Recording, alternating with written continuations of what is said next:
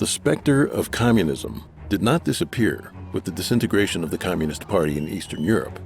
The collapse of the communist regimes in the Soviet Union and Eastern Europe marked the end of a half-century-long Cold War between the capitalist and communist camps in the East and West. Many were thus optimistic, holding the belief that communism had become a relic of the past.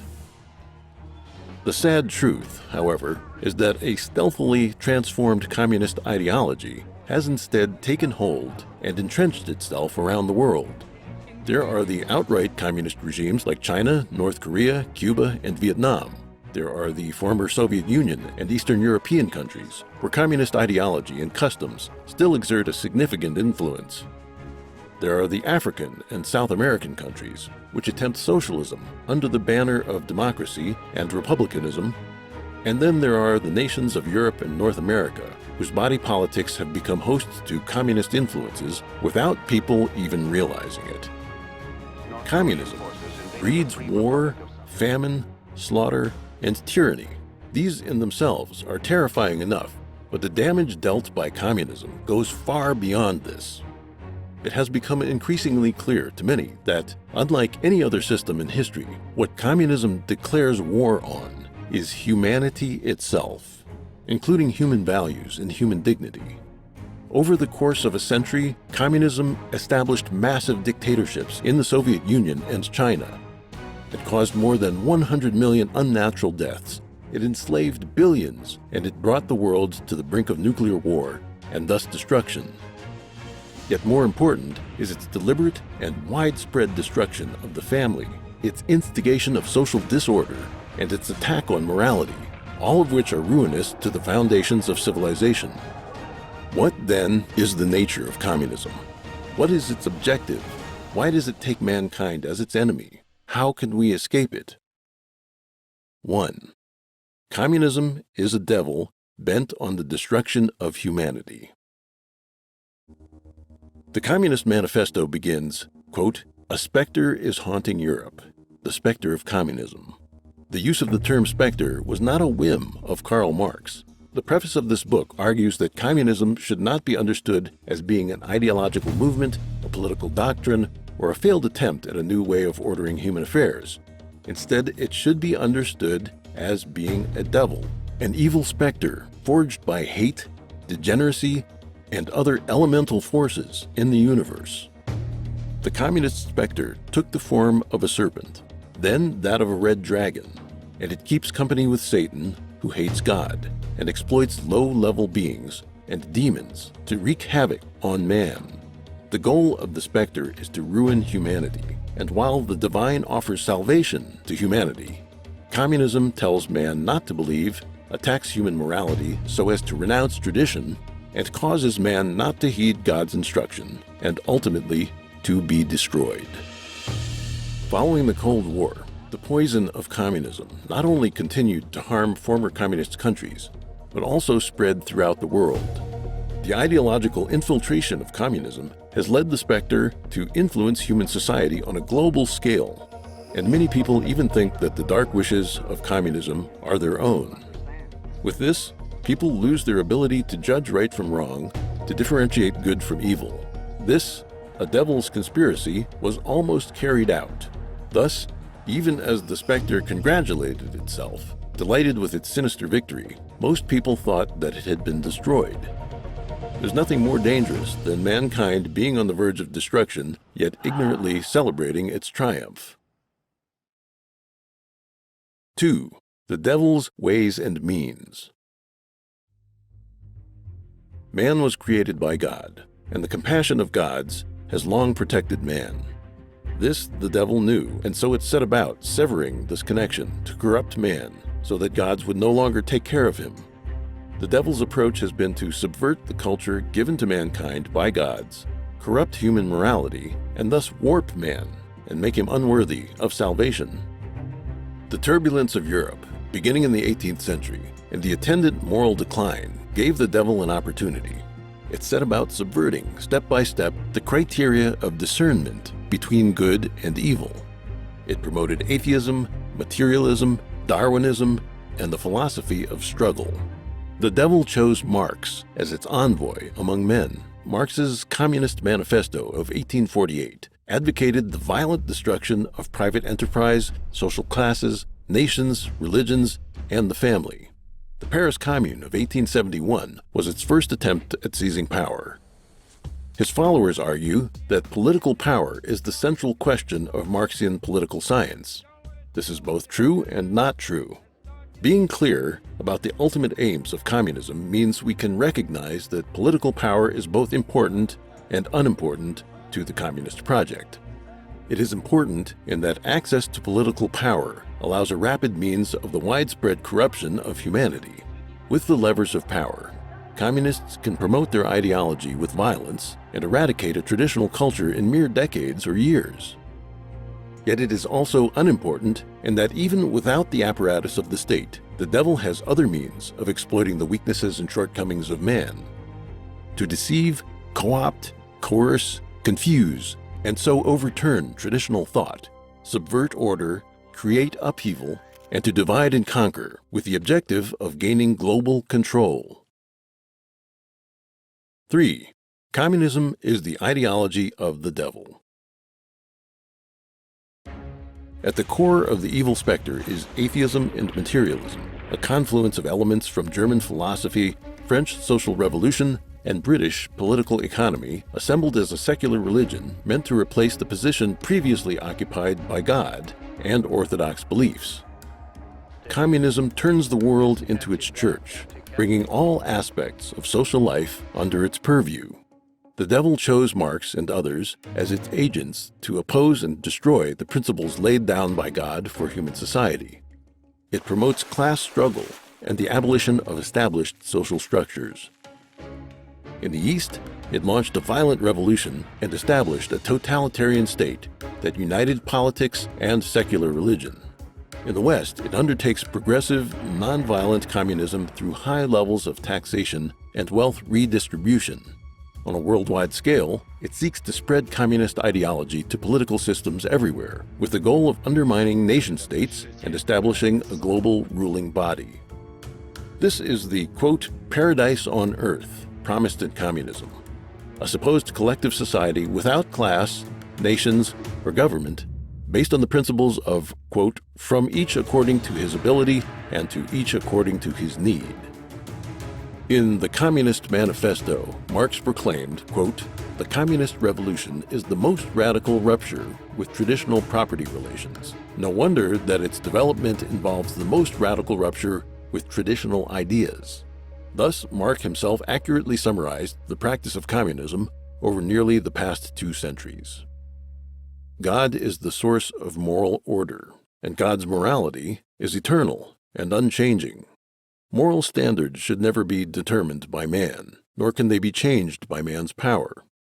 Communism tries to sentence morality to death, and to have the communist new man establish a new morality. Yet, while it denies real morality, communism uses negative methods to expel from human tradition all its positive factors, with the goal of having negative factors occupy the world. Traditional laws come from morality and are intended to uphold morality. Communism tries to separate morality from the law, then destroys morality by concocting bad laws and maliciously interpreting traditional ones. God calls on man to be kind. Communism agitates class struggle and advocates violence and killing. God established the family as a basic social unit. Communism believes that the family is a manifestation of the private capitalist system and threatens to eliminate it.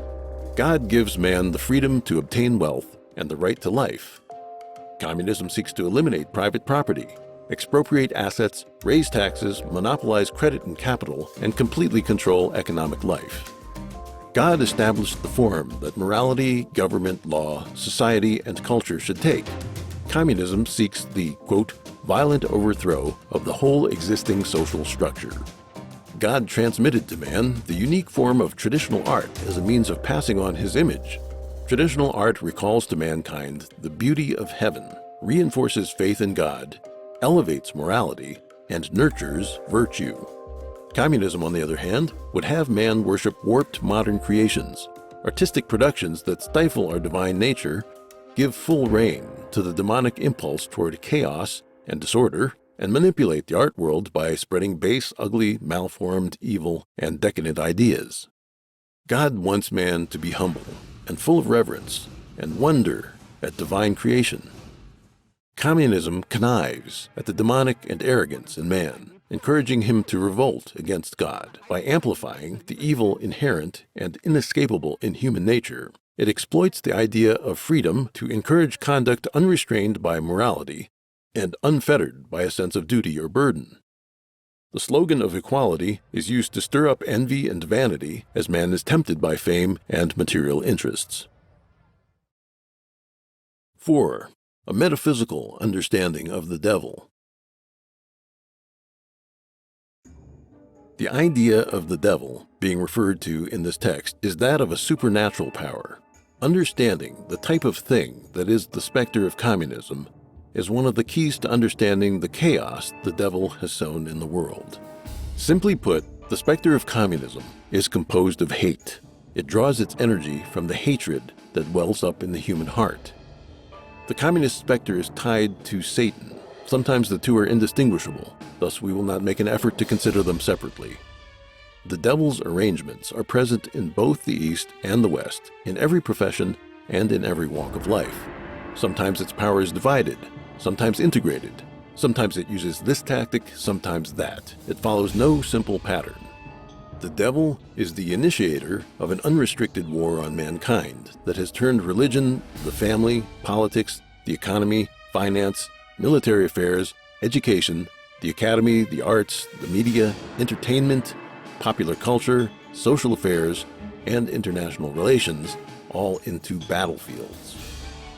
The dark energy of the devil can spread from one sphere, group, or movement to another. After the anti-Vietnam War movement faded in the West in the 1970s, for instance, the devil manipulated rebellious adolescents to channel their energies into agitating for feminism, environmentalism, and the legalization of homosexuality. The devil's other efforts were used to subvert Western civilization from within. The devil can turn people with no good intent into its agents in the human world, using hypocrisy to deceive compassionate and innocent people who then become its apologists.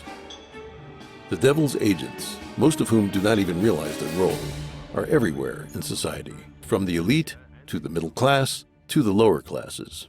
Thus, its activities manifest sometimes as bottom-up revolutions, sometimes as top-down conspiracies, sometimes as reforms from the center.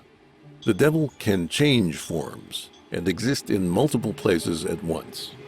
It uses lowly beings and specters in other dimensions to do its work. Pornography and drug addiction are tools used by the devil, and as long as a person's thought aligns with these qualities, the devil can control that person. Many times people think they are acting according to their own thoughts, but they've failed to realize they're being manipulated. 5. The devil's many faces. Just as the devil goes by many names, communism manifests in many ways. The demon uses contradictory positions to deceive. A totalitarian regime or a democracy, a planned economy or a market economy, control of the press or no restraints whatsoever on speech, opposition to homosexuality in some countries or legalization of homosexuality in other countries, wanton environmental destruction, or clamor for environmental protection, and so on. It can advocate violent revolution or embrace peaceful transition. It may manifest as a political and economic system or as an ideological trend in art and culture. It may take the form of pure idealism or cold-blooded scheming. Communist totalitarian regimes are just one of the demon's manifestations. Marxism, Leninism, and Maoism form just one aspect of the devil's fallacies. Since utopian socialism developed in the 18th century, the world has seen the emergence of numerous ideological currents. Scientific socialism, Fabian socialism, syndicalism, Christian socialism, democratic socialism, humanitarianism, eco-socialism, welfare capitalism, Marxism-Leninism, and Maoism. These ideologies are of two types: violent communism or nonviolent communism. The infiltration and gradual erosion of the status quo are the main tactics adopted by communism's nonviolent strains. One of the devil's deceits is to make arrangements in the two opposing camps of the East and the West. As it carried out a vast invasion of the East, it also took on a new guise and stole into the West. The Fabian Society of Britain, the Social Democratic Party of Germany, the Second International of France, the Socialist Party in the United States, and many other socialist parties and organizations spread the seeds of destruction to Western Europe and North America. During the Cold War, the slaughter, concentration camps, and famines and purges in the Soviet Union and China made some Westerners count themselves lucky that they still lived in luxury and freedom. Some socialists publicly condemned the violence of the Soviet Union on humanitarian grounds, which led many to let down their guard around them. The demon of communism inhabits a variety of complex guises in the West and operates under many banners, making it almost impossible to guard against. The following schools or movements were either derived from communism or used by communism to reach its ends: liberalism, progressivism, the Frankfurt School, neo-Marxism, critical theory, the counterculture of the 1960s, the anti-war movement, sexual liberation, legalization of homosexuality, feminism, environmentalism, social justice, political correctness, Keynesian economics, avant-garde art schools, and multiculturalism. 6. Socialism as the preliminary stage of communism.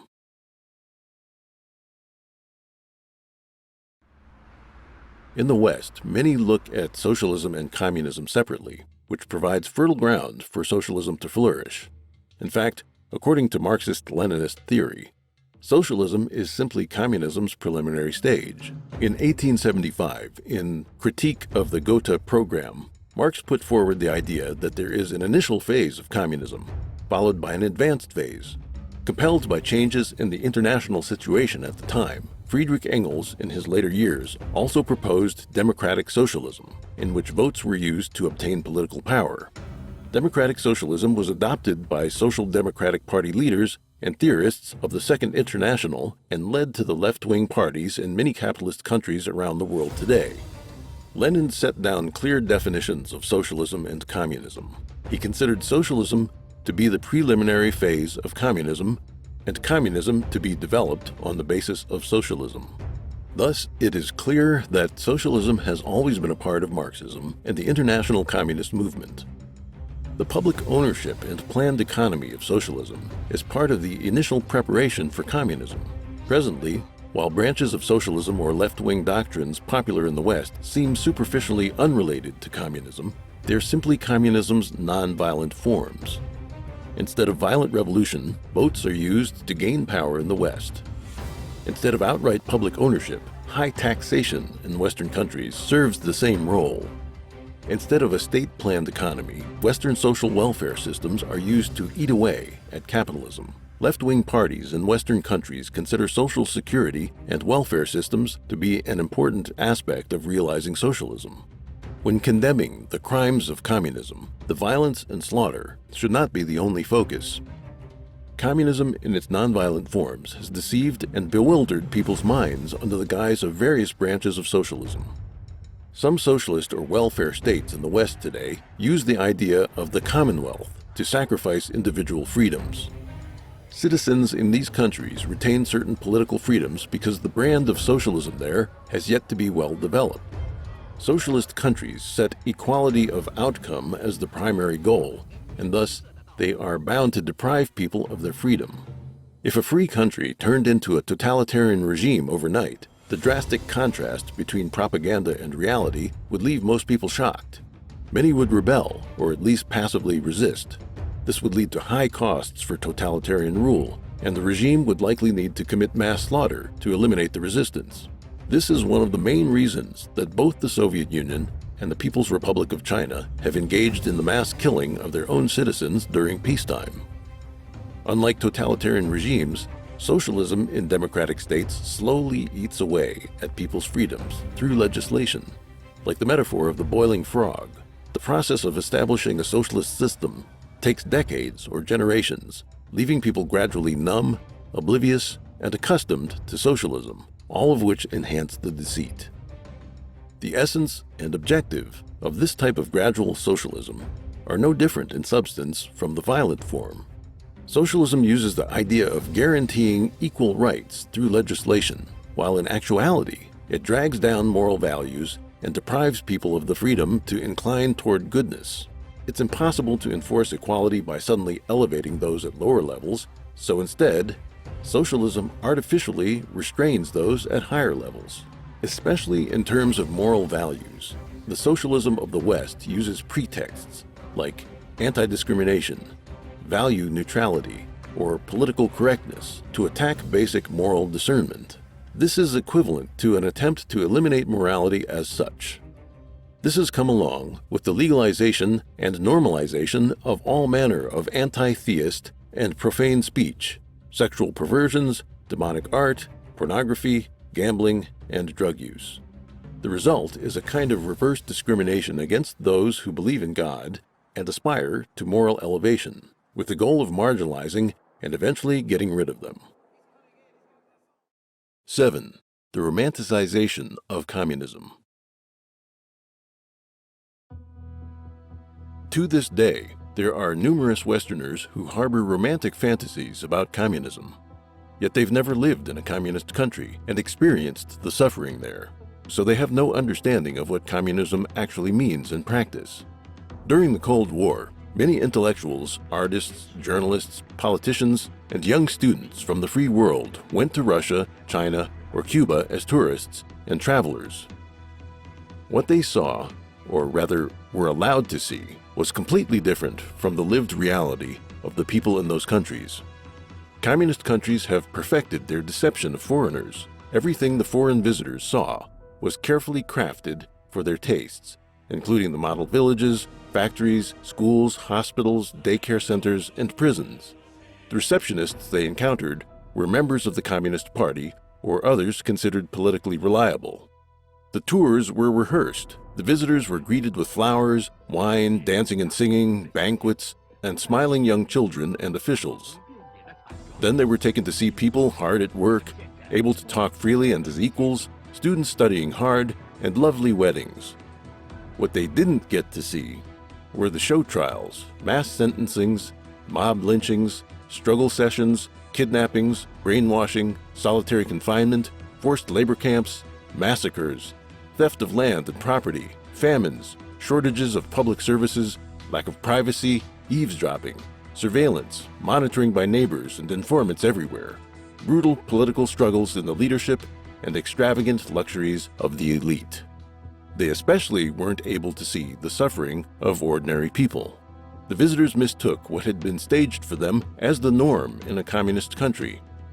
They then promoted communism in the West through books, articles, and speeches, and many of them didn't know they had been taken in. A small number did see cracks in the edifice, but many of them then fell into another trap. They saw themselves as, quote, fellow travelers, and adopted the Chinese attitude of, quote, not airing dirty laundry in front of outsiders. Lacking the courage to tell the truth, they chose a shameful silence. Everyone is, quote, free and equal, where there is no oppression or expropriation, where there's great material abundance, where everyone gives according to their ability and receives according to their need, a heaven on earth, with every individual able to develop himself or herself freely. A human society of this sort exists only as fantasy, and that fantasy has been used as bait by the devil to deceive man. In reality, power falls in the hands of a small elite. Real communism is a totalitarian apparatus controlled by a small group who use their monopoly on power to suppress, enslave, and deprive the majority. 8. The devil's destruction of culture and morality. Communism teaches people to oppose belief in God and to cast out the divine. It simultaneously launches attacks on religions from the outside while manipulating people to corrupt religion from the inside. Religions have been politicized, commercialized, and turned into entertainment. Numerous morally corrupt clergymen put forward fallacious interpretations of religious texts, misleading their followers and going so far as to commit adultery with their lay members or even pedophilia. This chaos has left sincere religious believers bewildered and deprived of hope. Just a century ago, an unwavering belief in God was a sign of moral decency. Now, religious believers are considered foolish and superstitious. They keep their beliefs to themselves, not even discussing their faith among friends for fear of being mocked. Another important goal of communism is the destruction of the family, using ideas like gender equality and, quote, sharing wealth and wife. The 20th century, in particular, was host to modern feminist movements that promoted sexual liberation, the blurring of gender differences, attacks against the so-called patriarchy, and weakening the role of the father in the family.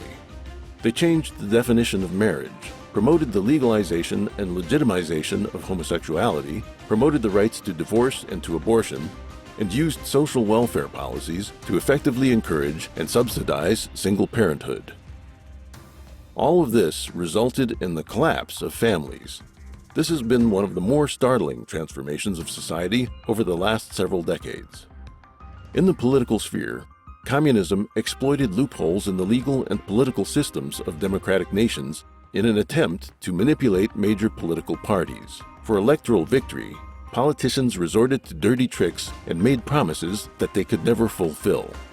The result of the influence of communism is that political parties around the world are often somewhere on the left of the political spectrum, advocating higher taxes, higher social welfare expenditures, big government, and interventionism, all of which they seek to entrench in legislation. And with a left-leaning government, leftist ideology comes to infiltrate the entire society, backed up with the indoctrination of youth, who in turn come to elect more left-leaning candidates. The academy, which is supposed to play the role of transmitting the essence of the wisdom and culture of the ages, has also been subverted. In the first half of the 20th century, the communist specter arranged for the systematic destruction of the education system. China, famous for its profound ancient culture, was subjected to the New Culture movement even before the establishment of the Communist Party. This was part of the effort to disconnect the Chinese people from their traditions. After the communists seized power, they nationalized the education system and filled the textbooks with party ideology, transforming generations of young Chinese into ferocious, quote, wolf cubs.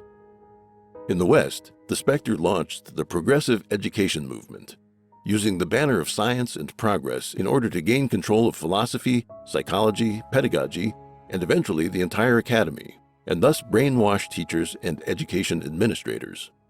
High school education began excluding orthodox ideas and traditional morality. Academic standards were lowered to make students less literate and math-savvy, and less able to form their own judgments and use common sense. Atheism, the theory of evolution, materialism, and the philosophy of struggle were all instilled in students. Following the counterculture of the 1960s, advocates of political correctness have become thought police, forcing teachers to indoctrinate students with all manner of twisted ideas. Students now graduate from school without a strong moral compass, with no foundation in their own culture, lacking common sense and a sense of responsibility, and are left to blindly follow the crowd, thus joining society's downward trend. Out in society, there is drug abuse, rising rates of crime, a media sphere full of sex and violence, an art world that treats grotesquerie as beauty, and all manner of evil cults and occult groups. Young people blindly adore film and television stars, waste their time on online games and social media, and end up dispirited and demoralized. The senseless violence of terrorism against innocents violates all moral parameters established by tradition and makes people worry desperately about the security of the world and what the future holds. 9. Return to God, restore tradition, escape the devil's plan. Human civilization was transmitted to man by gods. Chinese civilization has seen the prosperity of the Han and Tang dynasties, and Western civilization reached its peak during the Renaissance. If human beings can maintain the civilization that gods gave to them, then when gods return, man will be able to maintain a connection with them and understand the law that they teach. If humans destroy their culture and tradition, and the morality of society collapses, Then when God's return, people will fail to understand their divine teachings because their karma and sins are too great and their thinking has departed so far from the instructions of the divine. This is dangerous for mankind. Communism is a scourge of humanity. Its goal is the destruction of mankind, and its arrangements are meticulous and specific. The conspiracy has been so successful that it has almost been carried out to completion, and now the devil is ruling our world. The ancient wisdom of mankind tells us this: one righteous thought conquers 100 evils, and when a person's Buddha nature emerges, it shakes the world in 10 directions. The devil seems powerful, but it is nothing before God. If humans can maintain their sincerity, kindness, compassion, tolerance, and patience, they will be protected by God, and the devil will have no dominion over them. The mercy of the Creator is limitless, and every life has a chance to escape catastrophe. If humankind can restore tradition, elevate morality, and hear the compassionate call of the Creator and the heavenly law that provides salvation, man will be able to break through the devil's attempt at destruction, embark on the road to salvation, and move toward the future.